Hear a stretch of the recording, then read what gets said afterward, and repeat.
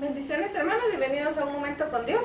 Seguimos estudiando el capítulo 14 de la primera carta del apóstol Pablo a los Corintios. Estamos estudiando el tema del hablar en lenguas. Vamos a leer los versos del 6 al 12, dice así: Ahora pues, hermanos, si yo voy a vosotros hablando en lenguas, ¿qué os aprovechará si no os hablase con revelación, o con ciencia, o con profecía, o con doctrina? Ciertamente las cosas inanimadas que producen sonidos como la flauta o la cítara, si no tienen distinción de voces, ¿cómo se sabrá lo que se toca con la flauta o con la cítara? Y si la trompeta diere un sonido incierto, ¿quién se preparará para la batalla? Así también vosotros, si por la lengua no diereis palabra bien comprensible, ¿cómo se entenderá lo que decís? Porque hablaréis al aire. Tantas clases de idiomas hay seguramente en el mundo y ninguno de ellos carece de significado.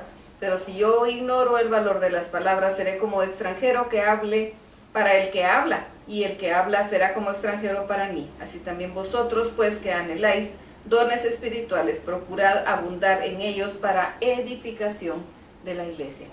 Nuevamente lo que estábamos estudiando el día de ayer.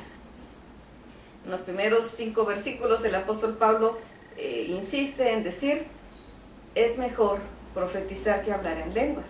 Cuando hablar en lenguas es bueno, pero no edifica a la iglesia. Y aquí viene nuevamente a decirlo, porque tenemos que entender que tenemos que tener aparte nuestra vida devocional, nuestra vida de intimidad con Dios y nuestra vida constituidos como cuerpo. Y si nosotros estamos dirigiendo, necesitamos llevar palabra fresca de parte de Dios que sea comprensible para el pueblo. Y el apóstol Pablo se pone él de ejemplo y él dice: si yo voy con ustedes hablando en lenguas, ¿de qué les sirve? ¿De qué les sirve si yo no voy con revelación, o con ciencia, o con profecía, o con doctrina? Nosotros vamos a la iglesia y necesitamos entender el mensaje que están dando, que es que nos dé doctrina, que nos dé revelación, que nos dé profecía, que nos dé ciencia, porque eso va a llegar a nuestro entendimiento y nos va a hacer reaccionar y reflexionar. Pero si el pastor se para al frente y solo empieza a hablar en lenguas, no nos va a edificar en nada.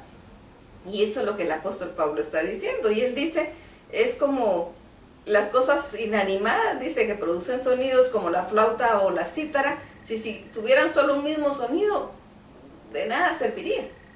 Al contrario, molesto sería.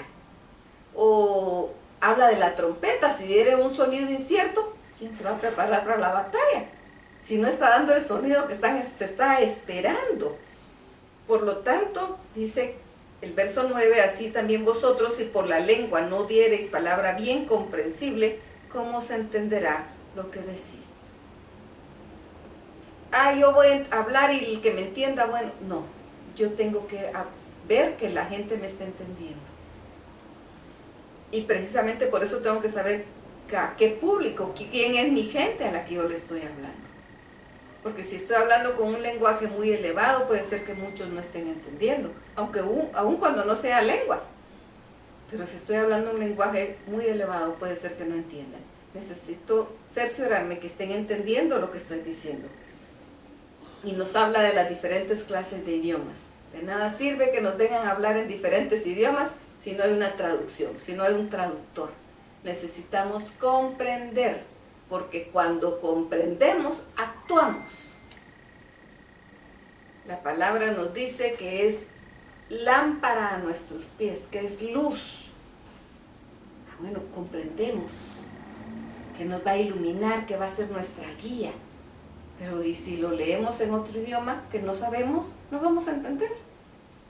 Dice Juan 3:16, porque de tal manera amó Dios al mundo que ha dado a su Hijo unigénito para que todo aquel que en él crea no se pierda, mas tenga vida eterna. Qué mensaje más glorioso y más maravilloso, pero porque está en el idioma que entiendo. Si me lo dice en otro idioma, no voy a entender.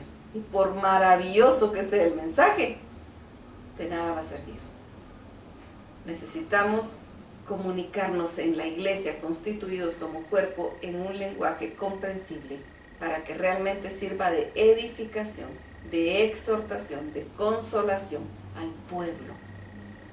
Que nuestra palabra sea sazonada, para que pueda ser grata pueda ser recibida y aun cuando sea exhortación, sea recibida.